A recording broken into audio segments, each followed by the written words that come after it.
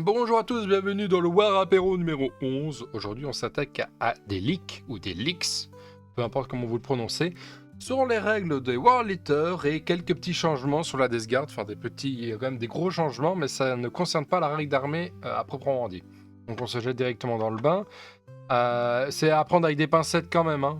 Je ne dis pas que c'est les vraies règles, mais bon, la personne qui les a partagées est la même personne qui a partagé les règles des Emperor Children avant que le Las Vegas Open soit à l'événement, enfin que les informations soient passées par l'événement. Et il avait déjà parlé de la ligne d'attaque de Fulgrim, des règles des tourmenteurs et des infracteurs qui se sont avérées vraies. Donc on peut plutôt s'y fier. Alors au niveau des War Eaters, c'est quoi les changements? Alors je vous rappelle la règle d'armée des War Eaters. Le joueur War Eater au début du round, il va lancer 8 dés. Avec ces 8 dés, il va avoir des similaires, des doublons, des triplés, et avec ça, il va pouvoir activer des bonus. Avant, c'était touche soutenue, touche fatale, tape un mouvement à 4+, plus de move, advance charge, et insensible à la douleur, amélioré, et si vous n'avez pas insensible à la douleur, c'est une 6+, natif, disons. Alors, les trois dernières partent pour trois nouvelles qui seraient... Disons que le 2+ move pourrait être remplacé par, dans l'imaginaire évidemment, le 6 pouces de conso et de piline, parce qu'au final on gagne plus que 2 pouces si on arrive à charger évidemment. La dun charge peut être remplacée théoriquement par une reroll des charges. Et un changement de douleur, au lieu d'être résistant, vous allez juste taper plus fort contre l'infanterie, parce que vous allez avoir la blessure dévastatrice contre l'infanterie. Bon, il y a quand même un petit nerf qui rentre là-dedans. Pourquoi? Parce que l'advance charge plus de move, ça permettait de se projeter très très vite, là où une reroll charge et une conso est très bien, mais ça va ne plus forcément permettre une Alpha Strike T1 du World Eater et de faire presque raser l'adversaire ou de vraiment abîmer l'adversaire au T1. Donc ce sera un peu moins cerveau débile, je vais tout droit. Bon, on perd un peu de l'ADN du World Eater, j'ai envie de dire, mais on y gagne quand même en latitude de jeu parce que ça va permettre de T1 peut-être pas envoyer un truc, mais T2 on aura l'advance charge plus la conso, donc on va pouvoir aller chercher des trucs quand même plus loin. Enfin, consolo et piline au final, hein, donc on peut quand même plutôt bien s'en sortir. Et le reste, hein, le touche soutenu 1 et le létal reste quand même très très bien. C'est juste que, est-ce que les deux derniers on va souvent l'utiliser? Peut-être pas autant que les 4 premiers, donc c'est à voir comment les World Eaters, les joueurs World Eaters vont s'adapter à ce niveau-là. Mais il y a quand même un nerf quelque part parce que c'est moins facile de venir T1 dans le champ de l'adversaire, de traverser la map. Parce qu'on n'a plus un... Je crois qu'il bouge de 14 hein, en gros. Donc on n'a plus un gros qui bougeait de 16, plus une advance charge. Donc on a... Ce qui est assez intéressant, c'est que Fulgrim, lui, bouge toujours de 16, et lui, il a quand même l'advance charge native. Donc ça veut dire que Fulgrim est vraiment le primar qui bouge le plus vite. Parce qu'on avait Angron, et on avait sûrement... comment il s'appelle encore? Magnus. J'ai failli oublier Magnus, qui peut faire un double mouvement, donc bouger de 28. Mais virtuellement, il peut pas charger, et du coup, je crois qu'il peut pas charger, si je me rappelle bien de la règle. Et Fulgrim peut advance plus charge, donc stat, il doit bouger de 27, avec un peu de chance, il peut bouger plus. Donc ça, c'est le seul leak qu'il y a sur les World Eaters. On n'a pas de leak sur les règles, des détachements ou quoi que ce soit, on a juste ça. Alors maintenant, on va un peu s'attaquer à la Death Guard. Pourquoi la Death Guard? J'ai mis datasheet, parce qu'il y a quand même des rumeurs sur 3 datasheets qui vont partir. Alors ces 3 datasheets là, c'est quoi? C'est les cultistes, à savoir que les cultistes, chez les World Eaters, il n'y a pas les cultistes à proprement dit. Il y a, donc ça va peut-être partir également chez Thousand Sun, parce que les World Eaters, ils ont les jacos, ou les chacals, comme on vous le prononcez, qui sont des cultistes un peu spécialisés World Eaters. Donc, ils vont sûrement rester, mais cultistes, il n'y avait pas chez les Emperor Children, donc ce serait un peu normal que les cultistes partent la Death Guard ainsi que des Thousand Sun, parce que Thousand Sun, disons qu'ils ont des cultistes un peu démons avec les Tsangor. La Death Guard, ils ont les Pox. Donc au final, c'est pas une perte importante. Par contre, ils perdent quand même sûrement 2 héros, enfin sûrement, c'est les rumeurs. Il y aurait plus de héros en armure Terminator dit générique. Il y aurait plus le Lord Terminator, enfin le Chaos Lord en armure Terminator, ni le Chaos Sorcier en armure Terminator. Ce serait 2 datasheets de personnages qui partent. Alors, il y a des gens qui vont râler ce que je comprends, parce que c'est toujours désagréable de perdre des unités. Mais bon, vous allez gagner un personnage. La Discard a déjà une chier de personnages. C'est pas vraiment la perte de ces deux-là qui risque d'être embêtant, même si je comprends qu'il y a des gens qui préfèrent se dire ah, j'aimerais bien jouer le sorcier Terminator pour mettre le -1 dégâts. Ça peut être marrant à jouer. Mais vous allez voir que les Terminators ne sont pas en reste. Et en parlant de ça, il y a pas mal de changements au niveau des datasheets qui sont un peu bizarres.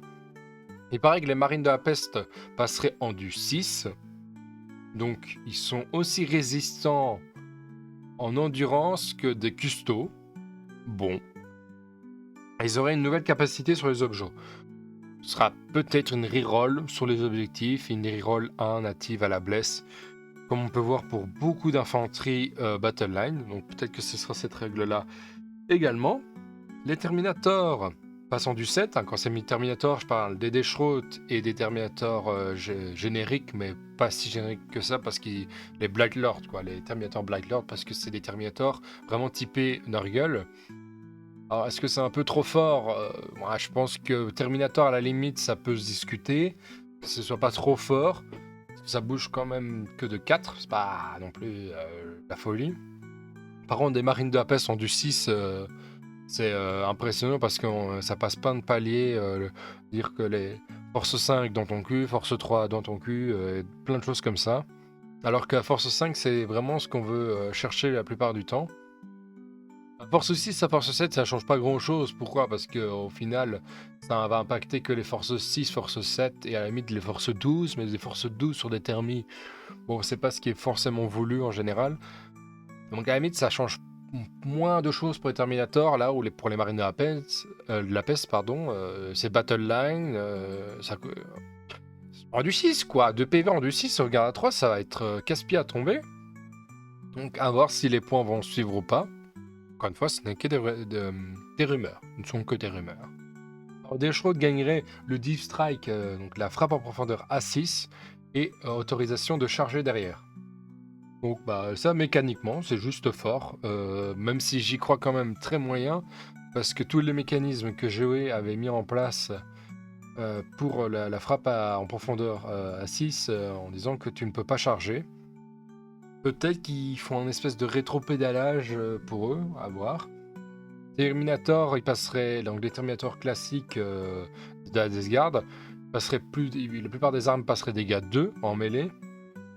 Et la PA sera améliorée si l'adversaire est apporté en contagion, mais pas de sa propre unité. Ça peut être apporté de contagion d'une autre unité sur un objectif qui est pourri. S'il garde la règle d'armée, mais il paraît que ça marcherait comme ça mécaniquement. Donc virtuellement, un espèce d'ignore cover. En plus, c'est plus de dégâts en mêlée, donc les termites deviennent vraiment sympathiques, parce que 3 PV en du 7, avec des dégâts 2 à gauche et à droite, ça va être vraiment une grosse enclume. Alors Mortarion deviendrait plus cher, parce qu'il frapperait plus fort, il gagnerait en attaque et en dégâts, mais il perd son aura d'ignore modificateur. Bon, bah, on va voir ce que ça donne, mais si on a toujours notre Mortarion 16 PV en du 12, Phénopéna 5, il va quand même dans tous les cas être assez casse-pied à tomber. Et son ignore modificateur, c'est... Je pourrais dire que c'est normal entre guillemets parce que voilà, c'est chaque primarque a ses bénéfices et ses aptitudes intéressantes. Et c'est vrai que c'était un peu facile de se dire tous les modificateurs autour de moi c'est niet, donc ils pouvaient sortir des unités un peu facilement entre guillemets. Il n'avait jamais de malus de -1 touche ou -1 blesse, donc il restait quand même souvent assez stable, même s'il avait peu d'attaque. Et je crois qu'il est en PA-3 dégâts 4, donc en fait il se défend pas trop mal, le Morty. À voir ce que ça va donner, mais au final, c'est tous les leaks qu'on a, donc c'est pas grand chose, mais ça reste très intéressant de voir que la règle d'armée des Warliters a changé, donc ce qui est bien parce que ça veut dire qu'il y a des grandes chances que la règle d'armée de la Death Guard change. Je dis pas que c'était une mauvaise règle d'armée, mais peut-être que la règle de contagion va être un peu modifiée. Et c'est bien également parce que ça veut dire que sûrement les Thousand Suns vont aussi avoir leurs règles modifiées, leurs règles d'armée, j'entends, parce que Évidemment, il y a toujours eu un problème avec les Thousand Sons de cette règle d'armée qui oblige à jouer absolument des personnages pour des points de cabale et être à la course des points de cabale. Et au final, c'est soit je t'éclate la tronche avec toutes mes points de cabale, etc., et que j'ai assez de sorciers pour toute la partie, soit bah, l'adversaire arrive à épuiser le puits de cabale et on jouait plus avec vraiment de règles d'armée à part via un ou deux sorciers, mais ça suffisait plus du tout. Donc voilà, donc c'est quand même des bonnes nouvelles, j'entends, je pense que ça reste quand même positif. Par exemple, World Eater se fait un peu nerf, ça veut dire que sûrement les coups en points vont un peu baisser, donc il y aura peut-être un peu plus d'unités. Est-ce qu'il y aura peut-être une refonte sur les berserkers? Ils sont peut-être plus intéressants que spammer du A-Bount. J'ai complètement zappé le nom en français, je l'avais dit tantôt pourtant, mais... Les Octoliers, voilà. Peut-être qu'on aura un changement sur les Octoliers. Et à Death Guard, il y a quand même pas mal de changements. J'ai juste un tout petit peu peur, c'est vraiment la DG, enfin pas la DG, mais les Plague Marines à foison, même par 5, disant bah, ce sera aussi, les packs par 5 seront C10 et ils seront à 2 PV, sauvegarde à 3, on a vu 6, donc tout le monde ne sera pas capable de les sortir. À voir ce que ça donne sur table, mais très curieux. Je vous souhaite la bonne vie. Et je vous dis à la prochaine et donc ciao.